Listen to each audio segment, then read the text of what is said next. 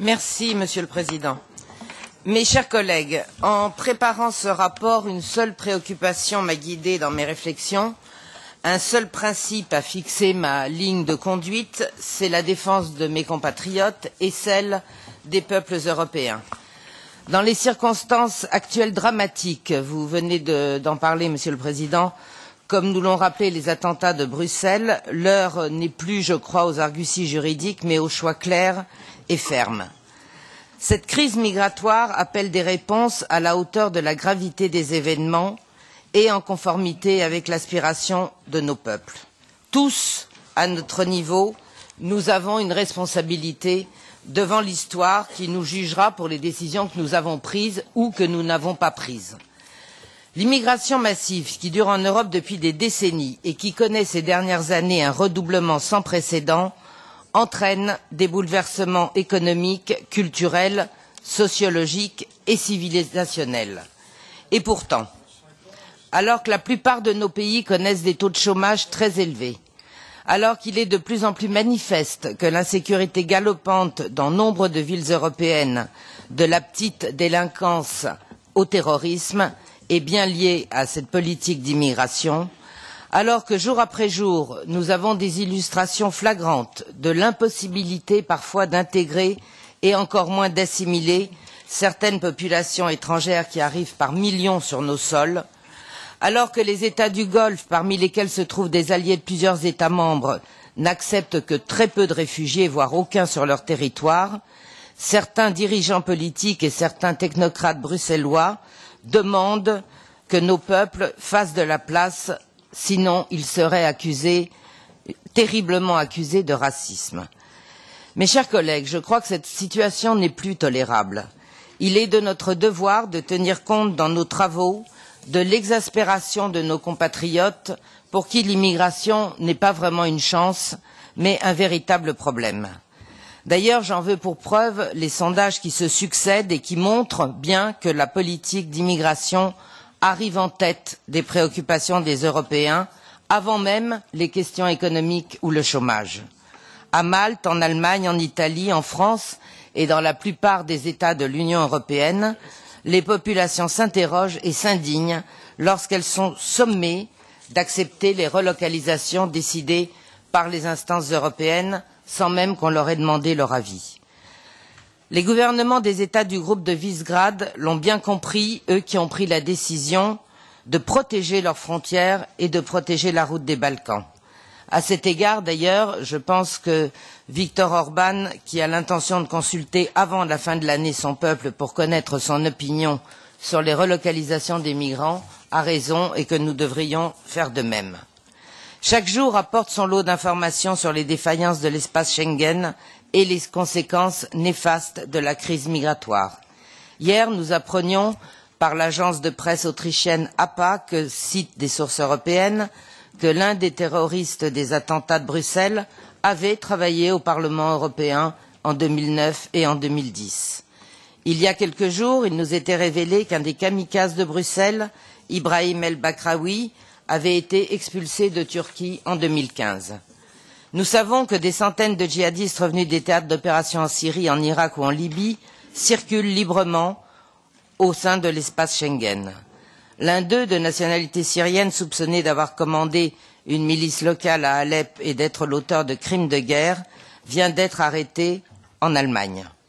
Mais combien d'autres encore sont en liberté? Plusieurs milliers, à en croire le directeur d'Europol, qui s'est exprimé sur ce sujet il y a quelques semaines. Nous savons bien que les djihadistes peuvent rejoindre l'Europe en se cachant parmi les migrants, comme les attentats de Paris nous en ont malheureusement apporté la preuve. Ces terroristes savent qu'ils peuvent bénéficier de l'aide de proches ou de sympathisants dans des quartiers urbains noyautés par les salafistes. Nous savons aussi que les centaines d'agressions sexuelles qui ont eu lieu à Cologne et dans d'autres villes européennes le soir du jour de l'an sont le fait d'immigrés, ça a été dit, principalement venant du Maghreb. Nous savons enfin que l'immigration clandestine nourrit des réseaux criminels et des groupes de passeurs cyniques qui profitent des opérations de Frontex pour faire passer les migrants d'une rive à l'autre et les utiliser comme convoyeurs de drogue, par exemple. La réponse des États membres de l'Union européenne se doit donc d'être beaucoup plus ambitieuse pour juguler l'immigration clandestine et pour mettre un terme à l'activité de passeurs et de faussaires sans scrupules et pour assurer la sécurité intérieure de leur territoire. Sachant que les causes des départs massifs d'immigrés ne sont pas résolues, à savoir que le chaos au Proche-Orient, en Libye, ainsi que la situation désastreuse de plusieurs pays émergents en Afrique notamment, il est évident que les mesures à prendre ne peuvent pas se borner à celles qui sont prises actuellement. Passer des accords de réadmission avec la Turquie en échange de 6 milliards d'euros et la libéralisation des visas pour les 80 millions de leurs ressortissants est absolument désastreux. La Turquie se moque de nous et de notre incapacité à contrôler nos frontières. Désormais, elle ne se privera pas sans doute de réclamer des fonds supplémentaires et l'ouverture de nouveaux chapitres de négociation en échange de sa soi-disant bonne volonté dans l'application des accords de réadmission. L'Union européenne ne peut également se contenter d'opérations de surveillance militaire et humanitaire telles que les opérations Mare Nostrum, Triton, Sophia, qui sont en réalité autant d'appels d'air à l'immigration. Tant que les navires ne seront pas autorisés à arraisonner les embarcations clandestines qui partent de Turquie ou de Grèce, à débarquer leurs passagers clandestins sur un territoire en dehors de l'Union européenne et à mettre hors d'état de nuire les réseaux criminels des passeurs, parce que c'est un point aussi extrêmement important, voire primordial, il sera illusoire de vouloir contrôler les flux migratoires.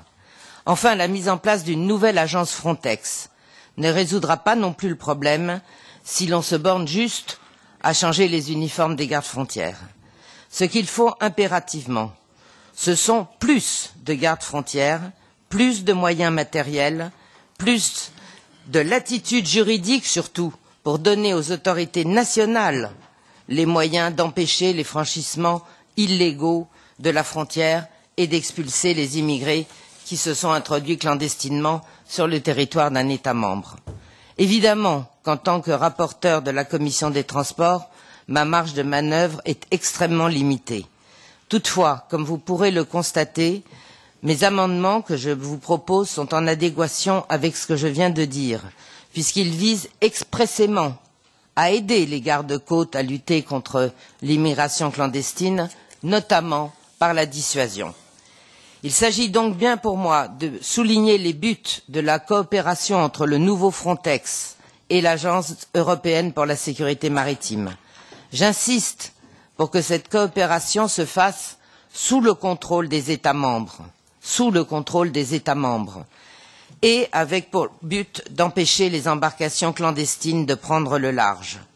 L'agence pourrait également apporter une valeur ajoutée à la lutte contre l'immigration clandestine et les drames en mer qui y sont liés, en étudiant l'action des gardes-côtes australiens et en s'inspirant des campagnes de communication de leur gouvernement à destination des candidats à l'immigration clandestine. Je vous remercie, Monsieur le Président. Vielen Dank. Das Wort hat jetzt Wim van der Kamp. Merci, Wim van der Kamp. Voorzitter, dank u zeer. Ik moet u zeggen dat ik de inleiding van... Merci, Monsieur le Président. Je veux dire que la présentation du rapporteur ne me semble pas très adaptée. Nous sommes la commission des transports et la commission Libé nous a chargé de rédiger un avis sur ce règlement. Moi, je ne peux pas être d'accord avec ce qu'a dit le rapporteur sur les demandeurs d'asile. Les demandeurs d'asile ont les mêmes droits, moi et vous. Ces personnes ont besoin de protection. Ce sont des personnes vulnérables. On ne peut pas simplement faire l'amalgame entre migrants et djihadistes. Et je dois dire que je ne suis pas d'accord avec Madame Arnautu.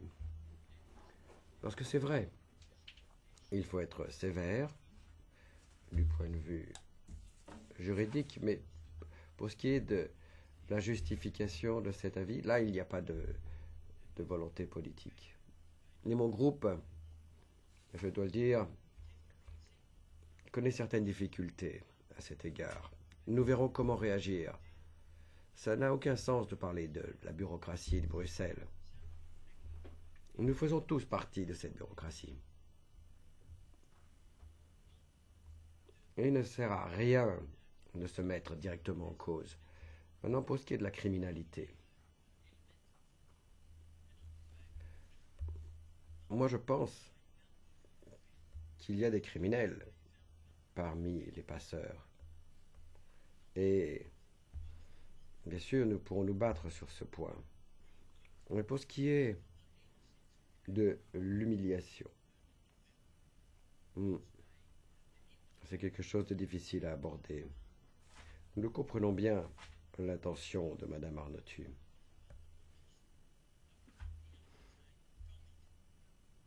Alors, si nous voulons résoudre la situation de la sorte, ça ne marchera pas. Moi, je dois dire que l'accord avec la Turquie, pour l'instant, devrait nous permettre de résoudre la question. Donc, nous allons présenter des amendements à cet avis. Surtout, là, on évoque les carences éventuelles du règlement. Il n'est pas nécessaire de rappeler tous les agissements des États membres. Ensuite, il y a un amendement à propos de l'avis sur les gardes frontières. Moi, je pense qu'il serait préférable là de ne pas exprimer d'avis. Voilà mes premières réactions. Merci beaucoup. Oui, merci. Je suis d'accord avec ce qu'a dit mon collègue Wim van de Kamp.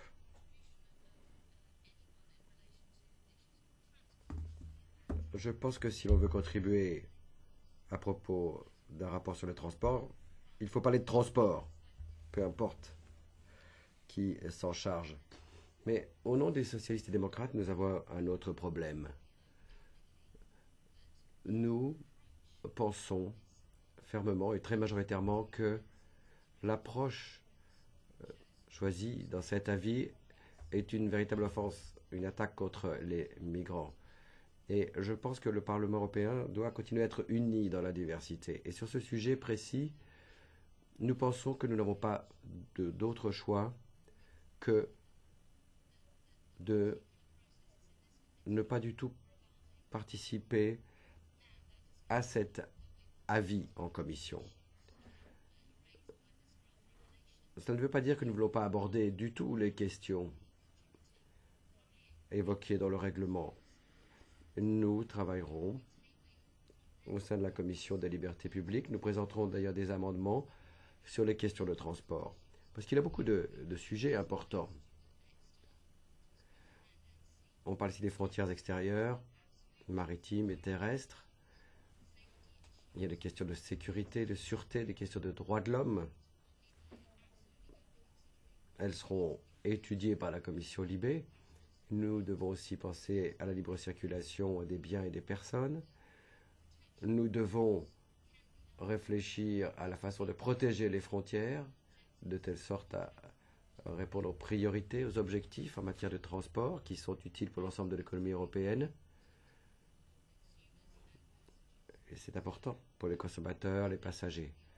Voilà quelle sera notre approche. Nous n'allons donc pas déposer d'amendements à propos du processus en commission des transports et nous n'allons pas du tout participer. Encore une fois, je le souligne, l'exposé des motifs ou les amendements sont totalement inacceptables pour nous. Nous n'allons donc aucunement participer. Danke sehr. Merci beaucoup. Je vous en prie. Je ne vais pas faire de déclarations politiques à propos de la crise de l'immigration et de la façon dont les chefs de gouvernement essayent de la résoudre. Je voudrais faire une remarque simplement à propos de la communication hier de la Commission sur ce qu'elle entend proposer. Moi, je suis très critique. Je crois que l'ensemble du groupe ECR d'ailleurs sera critique vis-à-vis de la proposition de la Commission. Ici, nous discutons d'un sujet très précis, la question des gardes-frontières, des gardes-côtes européens, et du point de vue de la Commission des transports. Bon, c'est une proposition rapide, une procédure rapide. Il faut terminer avant la pause estivale, avant juin. Il y a de fortes attentes. Et en tant que Commission des transports, nous devrons discuter de toutes ces questions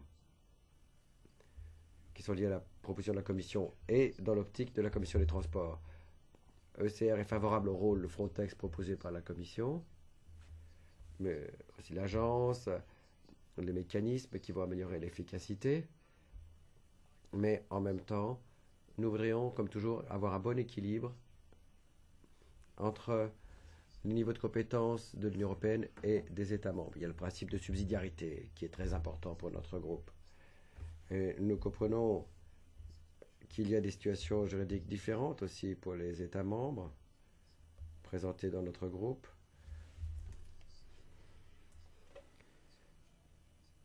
Certains d'entre nous sont membres de Schengen et d'autres non.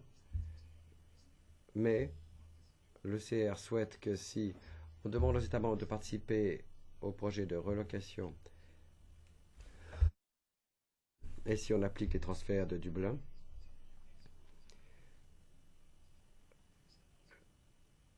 qui les amène à prendre leurs responsabilités vis-à-vis de Frontex et des gardes-côtes, ben, ça crée des pressions.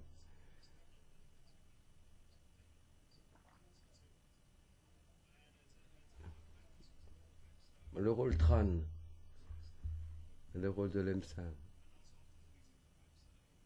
Après avoir visité l'EMSA à l'automne dernier avec Maria Kyllönen, je suis ravi de voir que la Commission, à l'article 55, n'ait pas accru la pression sur l'EMSA, même si on attend plus de la part de l'EMSA en matière de sauvetage en mer. Mais le sujet est délicat. L'article 52 sur la participation de l'EMSA, des gardes-frontières, des gardes-côtes. Bon, c'est bien. Ça suffit, je crois. Danke sehr. Jetzt Izaskun Bilbao. Merci, Président. Pour commencer, je dirais que l'exposé des motifs de cette initiative nous dit quel est son objectif, c'est-à-dire créer des gardes-frontières, des gardes-côtes européens pour avoir une bonne gestion des frontières extérieures de l'Union européenne, afin d'avoir une gestion efficace de l'immigration et de garantir un niveau de sécurité élevé pour les personnes et pour les biens au sein de l'Union, en protégeant bien sûr la libre circulation des personnes et des biens. Et je voulais dire aussi que l'objectif, c'est aussi de protéger le processus Schengen qui a été positif pour tout le monde, toujours en se fondant sur les principes de solidarité et de collaboration. Nous sommes en désaccord total avec le rapport qui nous est présenté, parce que pour nous, il ne correspond ni aux principes ni aux valeurs européens, ni aux décisions déjà adoptées par le Parlement européen face à la crise migratoire. Nous avons toujours adopté une perspective humanitaire. Donc notre position sera de rejeter tous les amendements, car nous en rejetons la justification. Mais nous n'allons pas esquiver nos responsabilités en tant que commission des transports. Nous devons rédiger un avis et notre tâche sera de travailler afin de modifier totalement le rapport qui nous est présenté et revenir sur les valeurs et les principes que nous devons défendre en tant que commission des transports. Voilà tout ce que nous voulions dire. Nous ne sommes pas d'accord que ce soit clair avec les principes et les valeurs qui sont contraires à ceux de l'Union européenne et de notre groupe. Donc, comme je l'ai dit, notre travail visera à modifier radicalement la position des rapporteurs. Merci. Danke sehr. Je vous remercie beaucoup. Alors, Tania González Peñas, je vous en prie. Merci. Alors, Notre responsabilité, c'est de garantir le droit d'asile. Nous ne pouvons pas détourner le regard et faire comme si cela n'existait pas. C'est la responsabilité de l'Union européenne. Je voudrais également parler de la procédure. Je ne sais pas si les autres collègues trouvent aussi qu'il est normal de travailler dans la précipitation sur un sujet aussi important au plan géostratégique, mais aussi au plan humanitaire. Parce que c'est cela dont il s'agit, la sécurité de nos frontières. On travaille à la hâte, avec une procédure qui réduit les garanties démocratiques, alors qu'il faudrait avoir une analyse juste et correcte des alternatives. Pour nous, pour la GUE/NGL, c'est inacceptable. Depuis la création de Frontex, nous nous y sommes opposés. Nous sommes opposés à ce modèle de protection des frontières. Et encore une fois, nous pensons que l'on fait un pas dans la mauvaise direction.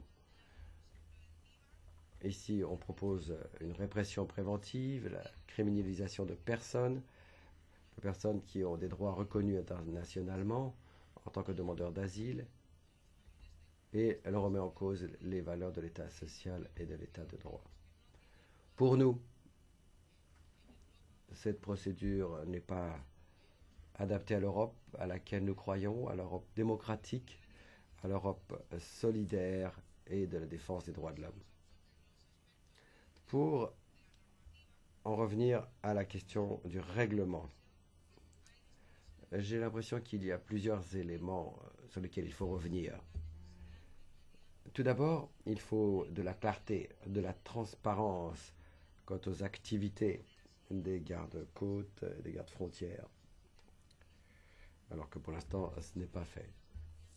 Voir quelles sont les responsabilités démocratiques, parce qu'elles ne peuvent pas simplement dépendre du directeur exécutif, personne qui n'a pas été élu démocratiquement, mais qui a le pouvoir de gérer toute cette politique de gestion des frontières de l'Union européenne. Et puis enfin, et ce n'est pas sans importance, il faut absolument respecter totalement les droits de l'homme, la légalité internationale dans cette proposition. C'est pourquoi nous demandons à la Commission des Transports de rejeter totalement la proposition de la Commission européenne. Et pour conclure, une réflexion. Comme l'a dit la rapporteure Marie-Christine, la sécurité, l'afflux de personnes en Europe s'inquiète les citoyens et il faut trouver des solutions. Mais les citoyens ne nous ont aucunement fait un chèque en blanc pour que l'on ignore l'esprit de la solidarité européenne ou les principes fondamentaux du droit, ni pour que l'on suive une procédure qui s'éloigne des garanties démocratiques. Donc, soyons bien conscients de cela. Danke sehr. Der nächste ist Keith. Keith Taylor. Thanks very much, Chair. And I take this opportunity to agree. Merci beaucoup. Je suis d'accord avec pas mal de choses qui ont été dites par mes collègues auparavant.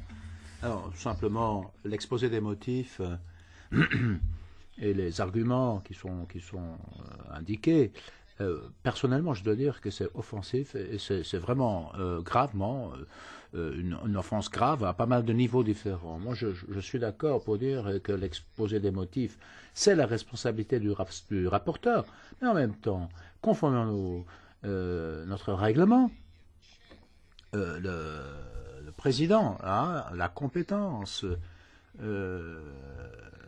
d'intervenir s'il estime que l'exposé des motifs ne reflète pas complètement la solution, le texte du corps qui est adopté. Le président donc a la possibilité d'intervenir et de supprimer l'exposé des motifs. Donc, Monsieur le Président, j'attends votre verdict à ce sujet. Merci. Merci beaucoup.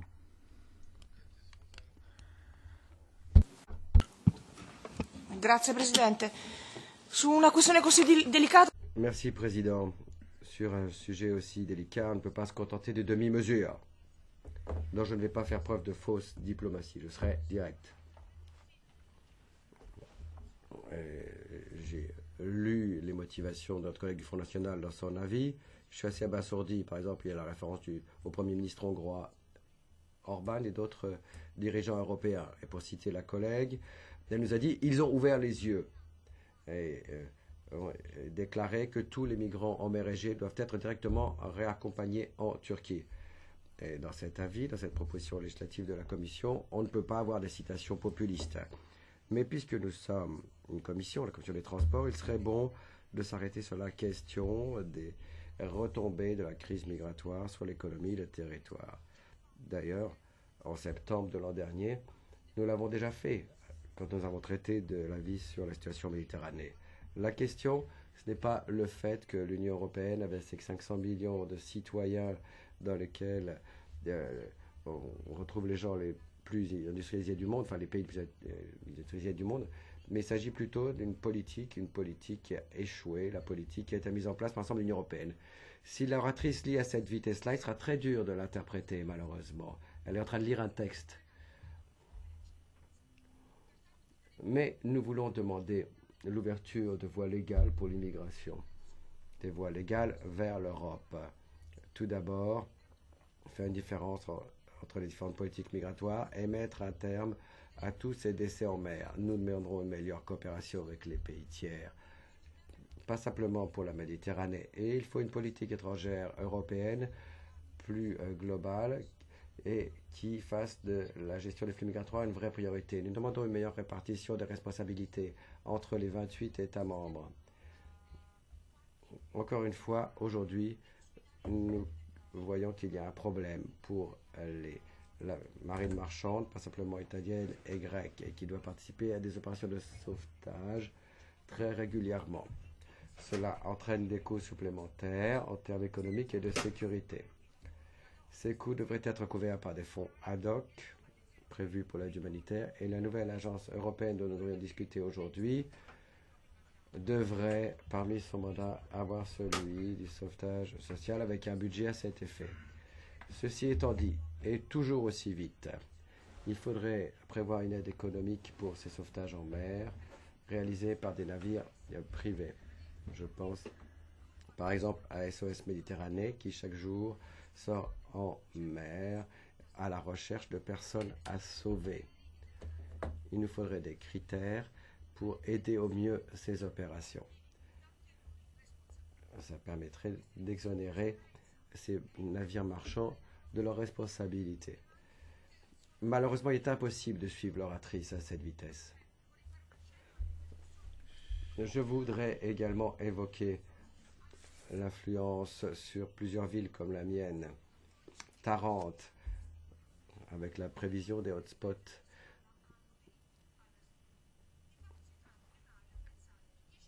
On parle d'une zone de 10 000 mètres carrés, ainsi équipée afin que les opérateurs volontaires puissent travailler pour, en 72 heures, réaliser les dispositions prévues par l'Union européenne. Mais ce qui manque, c'est ce qu'il convient de faire pour le retour. Cela veut dire que, de fait, les personnes expulsées restent là où ils sont arrivés sans pouvoir bouger. Ils sont dans les limbes, sauf s'ils arrivent à trouver un peu d'argent pour s'enfuir vers le nord ou hors Italie. Je ne veux pas dire que les hotspots ne servent à rien, n'a aucun sens. Mais n'auront un sens que s'ils sont situés dans un contexte normatif plus vaste, plus global, et qui prévoira avant tout une révision des accords de Dublin, afin que la gestion de la crise migratoire soit bien partagée entre les 28 États membres. Merci. Danke sehr. Jetzt hat Ismail Ertug.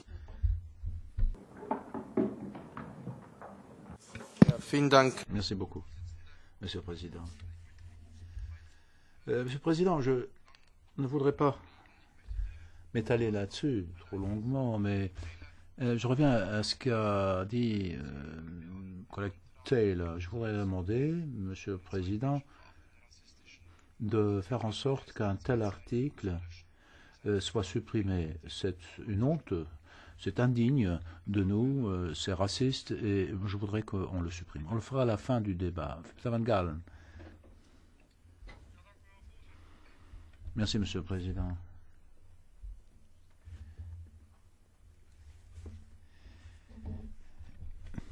Nous sommes très surpris.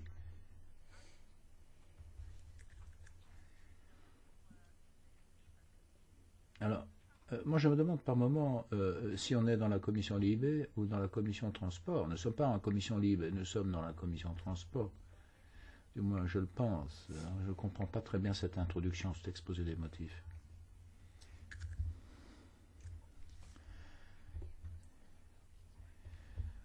Moi, j'ai deux contre-réserves hier. Comme vous le savez, il y a eu un référendum aux Pays-Bas. De quoi il s'agit? Eh bien, bon, on ne sait pas très bien de quoi il s'agissait. Il y en a qui disent, voilà, il s'agit de la coopération avec l'Ukraine. D'autres disaient, non, c'est la position des Pays-Bas vis-à-vis de l'Union européenne. Mais une chose est sortie clairement, la population néerlandaise est très critique face à l'Union européenne. L'Union européenne est considérée comme une espèce de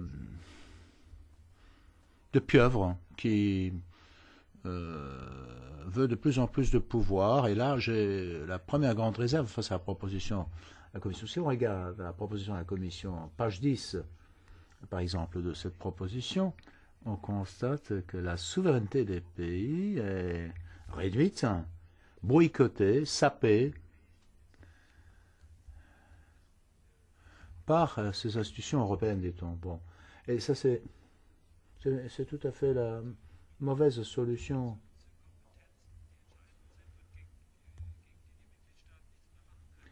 Alors, on donne aux institutions des compétences contre lesquelles les États membres ne peuvent plus intervenir. Moi, je suis d'accord avec ceux qui, au référendum, ont dit, voilà, l'Union européenne devrait faire moins et pas plus dans ce domaine.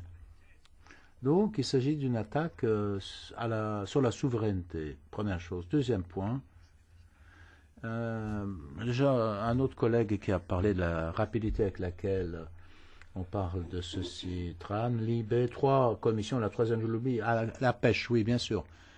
Dans 3 commissions différentes, on discute de manière parallèle de ces questions. Le Parlement, on s'en sert un peu comme alibi. Bon, c'est Juncker de toute façon qui fait ce qu'il veut dans ce domaine. On essaye de prendre ou de faire prendre des décisions fondamentales très vite. Il s'agit de la souveraineté des pays qui est en cause. Il s'agit des systèmes qui existent à l'heure actuelle, la défense de nos côtes. C'est important tout ça. Et nous ne devons pas céder. On essaye en 2 coups de cuillère à peau de régler tout cela. Et c'est inadmissible. Il y a des collègues qui parlent de l'indépendance, de l'autonomie, de la défense des intérêts au sein de l'Europe. Et bon, ils se font manger la laine sur le dos.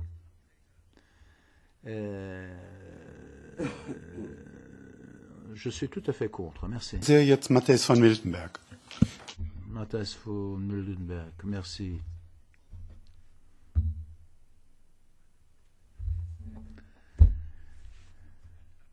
On pouvait s'attendre à ce que l'on ait un document controversé venant de la part d'un rapporteur du FN, mais la réalité est encore plus honteuse.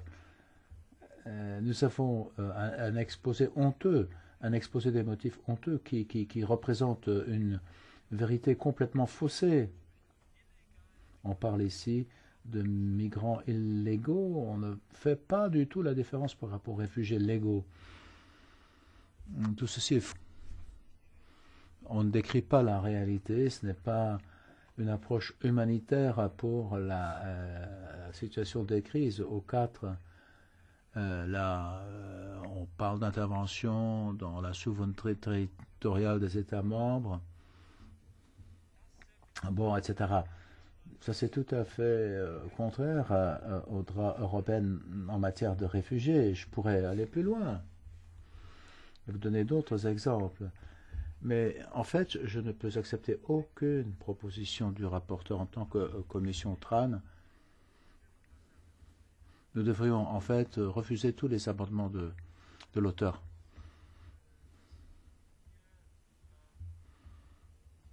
Ici, c'est clair. Hein. Je pense qu'on peut mettre ceci au rebut de l'histoire.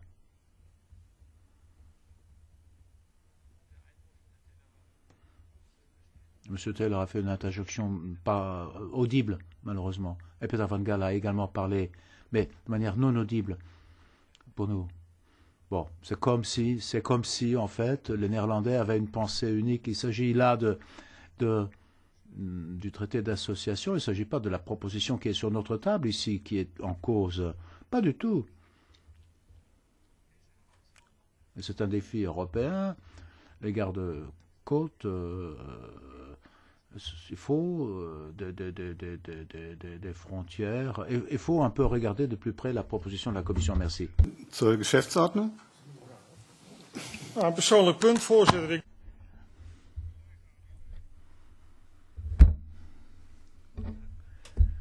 Bon, moi je voulais réagir.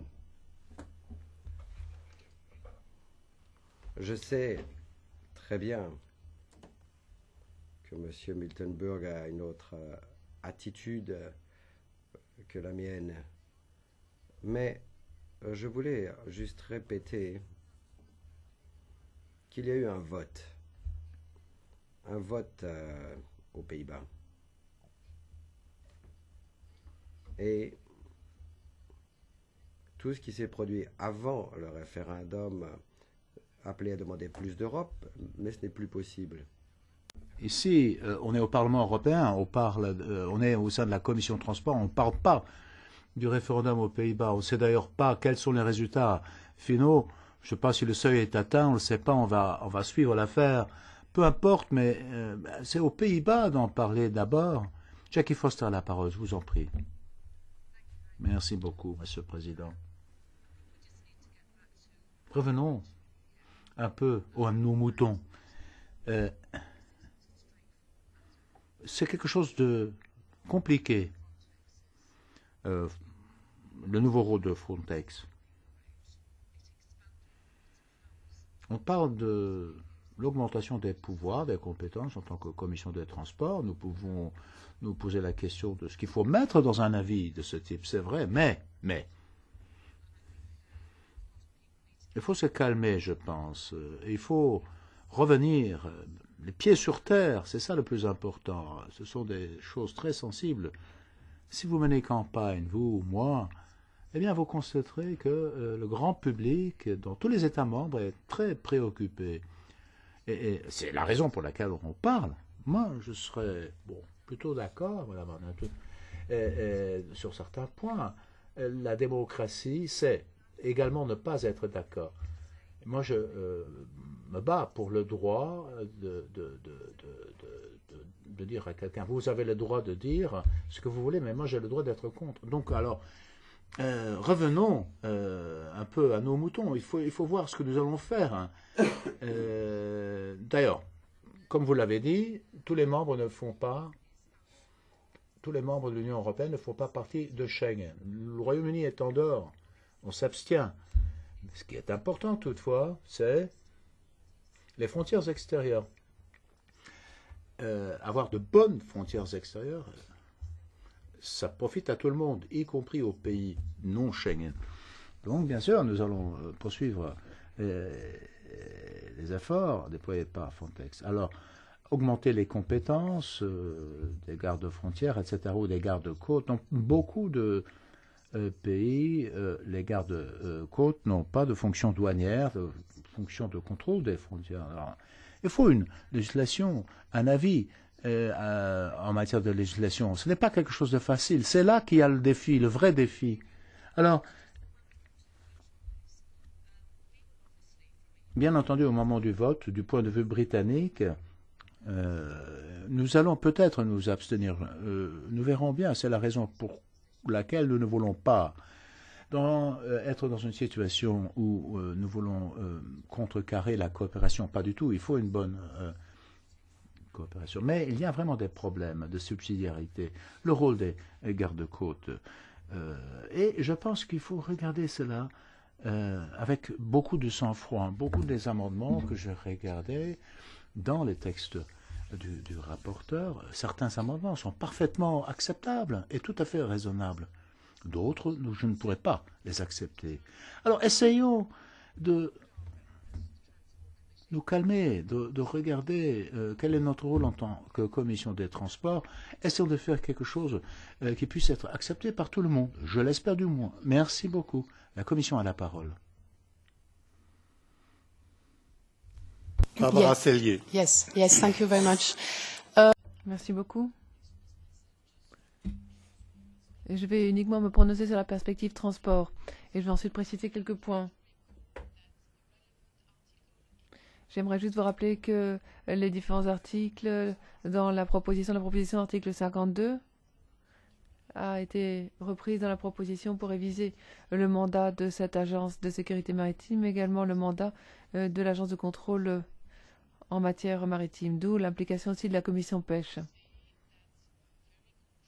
Très concrètement, cette proposition est utile afin d'améliorer la gestion des frontières extérieures. En effet, ceci facilite vraiment la coopération entre les trois agences. Bon, vous le savez déjà fort bien, il y a des systèmes qui existent déjà au sein de l'EMSA. Certains d'entre vous s'y sont rendus. Ce sont des systèmes qui sont en cours de fonctionnement. L'idée, c'est de ne pas de faire doublon.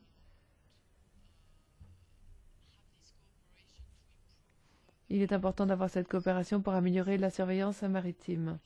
C'est donc quelque chose qui fonctionne vraiment. Côté commission, nous souhaiterions lancer un appel à rester opérationnel. Notamment pour ce qui est de la participation des États membres.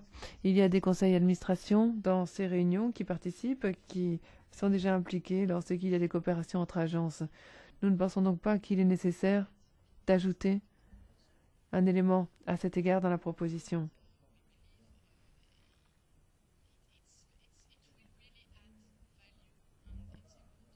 Bon, ce sera vraiment une valeur ajoutée, cela ne fait aucun doute. Il est important d'agir rapidement et d'avoir une telle proposition qui porte sur les capacités opérationnelles des agences. Merci. Nous allons écouter le rapporteur. Merci, Monsieur le Président. Mais écoutez, j'ai écouté tout le monde extrêmement attentivement et finalement, je suis assez heureuse qu'un débat de fond puisse avoir lieu parce que c'est assez révélateur parfois des prises de position des uns et des autres. Je vais essayer de répondre extrêmement rapidement à chacun. Monsieur Van den Kampf, vous dites que vous n'êtes pas d'accord avec notre position sur les demandeurs d'asile, qu'ils ont les mêmes droits humains que vous et moi. Je vous signale, à titre juste d'information, que mon père était demandeur d'asile et que je suis fille de réfugiés politiques, donc je connais parfaitement cette affaire et que je n'ai pas trop de leçons d'humanisme à recevoir. Je ne comprends pas d'ailleurs, parce qu'une fois qu'on a dit d'accord qu'on avait tous les mêmes droits humains et que c'était des personnes vulnérantes. Oui, bien sûr, c'est exactement d'ailleurs, si vous voulez être assez honnête, ce que je dis dans mon rapport, parce que je pense que se préoccuper juste dans les mots de la sécurité et de la façon terrible dont les passeurs usent d'ailleurs de ces vies humaines, moi je pense que c'est ça pour moi les valeurs humaines, c'est d'éviter justement qu'il y ait encore plus de drames pour enrichir certains. Vous dites aussi qu'il y a un amalgame entre les migrants et les djihadistes. Non, il n'y a pas d'amalgame, il y a juste des chiffres qui ont été cités plusieurs fois par le directeur d'Europol, qui n'est pas au Front National, et qui dit qu'il y a entre 3 000 et 5 000 terroristes entraînés par l'État islamique et que tous ces gens-là circulent librement. Et ça, oui, ça m'inquiète. Donc, je crois que, comme l'a dit Madame Foster, il faut voir les choses avec un peu plus de calme et non pas du point de vue idéologique. Mon collègue socialiste et démocrate, alors lui, bon, écoutez, il s'est borné à dire approche, c'est une offense contre les migrants et le Parlement européen doit être uni dans la diversité. D'accord? Et une fois qu'on a dit ça, qu'est-ce qu'on fait? Parce que je pense que nous sommes tous élus ici par des citoyens de nos différents pays et que nous avons des comptes à leur rendre. Donc je pense que votre argument, à mon avis, est un petit peu léger. Mon collègue de l'ECR, a raison, puisqu'il reprend, même si bien sûr il n'est pas d'accord sur tout, et il en a parfaitement le droit, mais enfin il a quand même relevé un point qui est extrêmement important, c'est effectivement le principe de subsidiarité, sur lequel d'ailleurs nous passons bien souvent dans certains de nos rapports. Ensuite, il y a une intervention du parti ALDE qui dit, là aussi, qui reprend d'ailleurs un peu vos expressions, Monsieur Van den Kamp, puisqu'il dit que ce rapport est contraire aux principes du Parlement européen, principes aux valeurs européennes. Bon, encore une fois, ça pour moi, excusez-moi, mais ce sont des mots. Dans les faits, qu'est-ce qui est contraire aux principes du Parlement européen? Eh bien, je vais vous dire, moi je pense que c'est... ne prenons que la devise républicaine française, liberté, égalité, fraternité. Moi, je peux vous dire qu'en France, nos compatriotes ont de moins en moins l'impression qu'on leur applique cette devise et que, eh bien, finalement, ils passent souvent au rebut, ils passent souvent après les autres, ils sont étranglés au plan économique, ils n'ont plus aucune sécurité ni morale, ni physique, ni financière. Et je crois que, pour moi, c'est ça les préoccupations et les vraies valeurs quand nous sommes élus dans ce Parlement.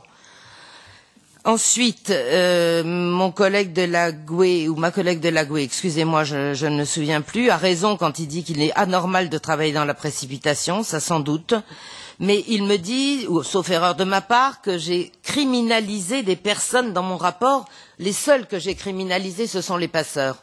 Et je répète là de façon tout à fait calme, oui, effectivement, pour moi, ce sont des criminels et qui sont encouragés par ce manque de surveillance. Mon collègue des Verts, bon là pareil, offense grave.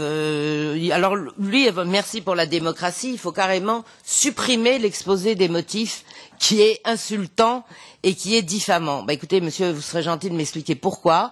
Parce que si pour vous, exprimer une opinion qui est différente de la vôtre, ça je l'ai bien compris, est diffamant et insultant, là oui, là j'ai un vrai souci pour la démocratie et pour les valeurs de ce Parlement européen qui devrait être au contraire de pouvoir échanger librement sur des sujets aussi importants et aussi, je dirais, un sujet aussi capital qu'est ce sujet de la politique d'immigration. Ma collègue des 5 étoiles me parle de citations populistes. Écoutez, je ne vous répondrai pas parce que là, encore une fois, moi, populiste, ça veut dire quoi? Ça veut dire défendre les intérêts de nos peuples respectifs? Oui, ben je pense que nous sommes élus pour ça. Monsieur Ismail Ertug, alors vous n'avez pas fait dans la dentelle, comme on dit en français, indigne, raciste. Bon, d'accord. Ben écoutez, je pense que c'est vous qui êtes diffamant à mon encontre, puisque je fais qu'exprimer une opinion qui, je vous assure, reflète de plus en plus l'opinion non seulement de mes compatriotes français, mais de bien d'autres encore.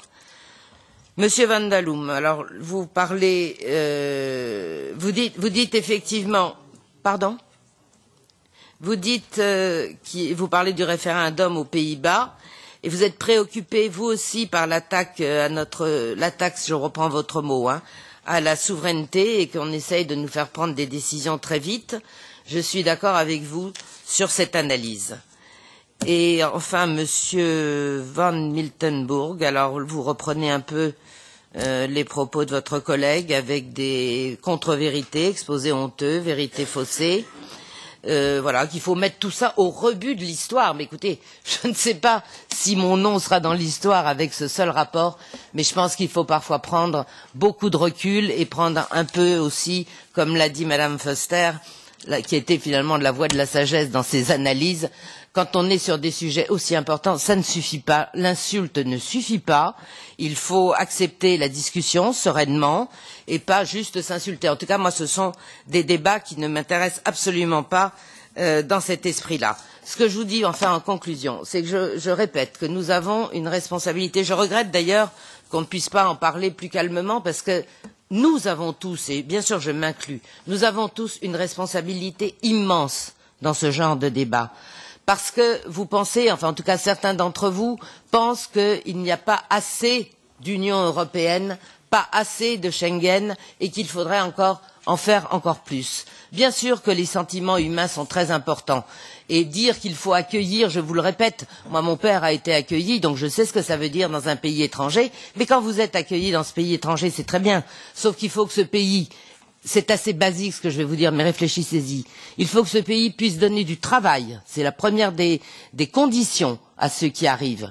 Il faut pouvoir prendre en charge, comme nous en France, l'école gratuite, les soins, etc., etc. Mais écoutez, moi je vous le dis clairement, je ne pense pas qu'un seul des pays de l'Union européenne ait les moyens aujourd'hui de faire ça. En tout cas, en France, nous n'avons plus les moyens. Et si nous voulons garder notre je vous parlais des devises de la République française. Celle qui me paraît le plus importante aujourd'hui, c'est la fraternité. Eh bien justement, si on veut pouvoir préserver cette fraternité en France, il faut au moins que les Français, les personnes de nationalité française, quelle que soit leur origine, je le reprécise, n'aient pas toujours le sentiment d'être mis au rebut, elles, et d'être passés après ceux qui arrivent, et que nous n'avons plus les moyens d'accepter aujourd'hui, parce que parmi ces réfugiés, vous savez très bien que la part des réfugiés politiques est une part extrêmement minime, et que dans cette masse de réfugiés, il y a surtout des réfugiés économiques. Merci. Je dois dire qu'après avoir traité le dernier point à l'ordre du jour, j'ai bien écouté ce qui s'est dit, j'ai l'impression que j'étais toute vide. Je suis déçue. Je n'ai rien de plus à dire pour l'instant. Je vais essayer encore de moins du choc que je viens d'avoir tout à l'heure.